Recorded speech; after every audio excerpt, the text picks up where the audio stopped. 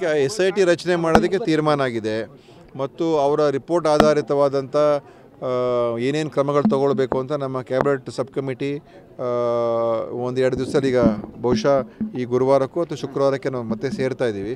So ಯಾಕಂದರೆ ಅದು ವ್ಯವಸ್ಥಿತವಾದಂಥ ರೀತಿ ತನಿಖೆ ಆಗಬೇಕು ಮತ್ತು ಯಾರ ಮೇಲೂ ದ್ವೇಷ ಸಾಧಿಸಬೇಕು ಅಂತಲ್ಲ.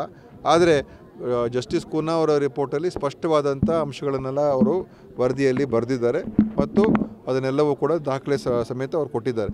ಈಗ ಮುಂದಿನ ಕ್ರಮ ಹೇಗೆ ನಾವು ನೋಟಿಸ್ ಕೊಡಬೇಕು, FIR ರಿಜಿಸ್ಟರ್ ಮಾಡಬೇಕು, ಕೇಸ್ ಬುಕ್ ಮಾಡಬೇಕು, ಅದು ಒಂದು ಕಡೆ ಇರ್ತದೆ.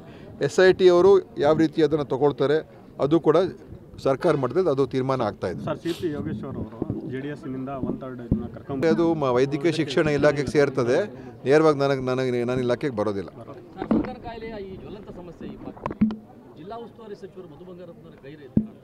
ಇಲ್ಲ, ಅವ್ರಿಗೆ ಸಿಗ್ತಾ ಇದ್ದಾರೆ ನಮಗೆ. ನಾಳೆ ಇವತ್ತು ಸಿಗ್ತಾರೆ. ಈಗ ಇದ್ರ ನಂತರ ಅಲ್ಲಿಗೆ ಹೋಗ್ತಾ ಇದ್ದೀನಿ ಅವ್ರ ಜೊತೆ.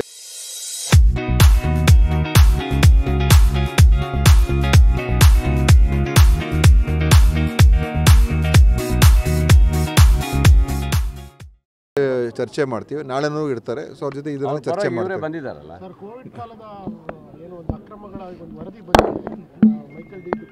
ಈಗ SIT ರಚನೆ ಮಾಡೋದಕ್ಕೆ ತೀರ್ಮಾನ ಆಗಿದೆ ಮತ್ತು ಅವರ ರಿಪೋರ್ಟ್ ಆಧಾರಿತವಾದಂಥ ಏನೇನು ಕ್ರಮಗಳು ತಗೊಳ್ಬೇಕು ಅಂತ ನಮ್ಮ ಕ್ಯಾಬಿನೆಟ್ ಸಬ್ ಕಮಿಟಿ ಒಂದೆರಡು ದಿವಸ ಈಗ ಬಹುಶಃ ಈ ಗುರುವಾರಕ್ಕೂ ಅಥವಾ ಶುಕ್ರವಾರಕ್ಕೆ ನಾವು ಮತ್ತೆ ಸೇರ್ತಾ ಇದ್ದೀವಿ. ಸೊ ಯಾಕಂದರೆ ಅದು ವ್ಯವಸ್ಥಿತವಾದಂಥ ರೀತಿ ತನಿಖೆ ಆಗಬೇಕು ಮತ್ತು ಯಾರ ಮೇಲೂ ದ್ವೇಷ ಸಾಧಿಸಬೇಕು ಅಂತಲ್ಲ.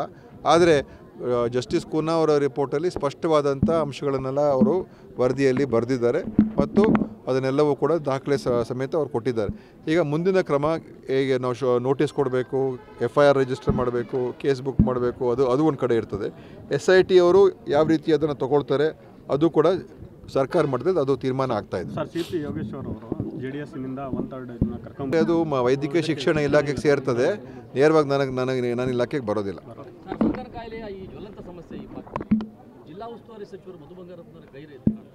ಇಲ್ಲ, ಅವ್ರಿಗೆ ಸಿಗ್ತಾ ಇದ್ದಾರೆ ನಮಗೆ. ನಾಳೆ ಇವತ್ತು ಸಿಗ್ತಾರೆ. ಈಗ ಇದ್ರ ನಂತರ ಅಲ್ಲಿಗೆ ಹೋಗ್ತಾ ಇದ್ದೀನಿ ಅವ್ರ ಜೊತೆ ಚರ್ಚೆ ಮಾಡ್ತೀವಿ. ನಾಳೆನೂ ಇರ್ತಾರೆ. ಸೊ ಅವ್ರ ಜೊತೆ ಇದನ್ನು ಚರ್ಚೆ ಮಾಡ್ತಾರೆ. ಬಂದಿದ್ದಾರಲ್ಲ ಸರ್, ಕೋವಿಡ್ ಕಾಲದ ಏನು ಒಂದು ಅಕ್ರಮಗಳ ಒಂದು ವರದಿ ಬಂದಿದೆ ಮೈಕಲ್ ಡಿ ಕುಲ್ಲಾ ಅವರು.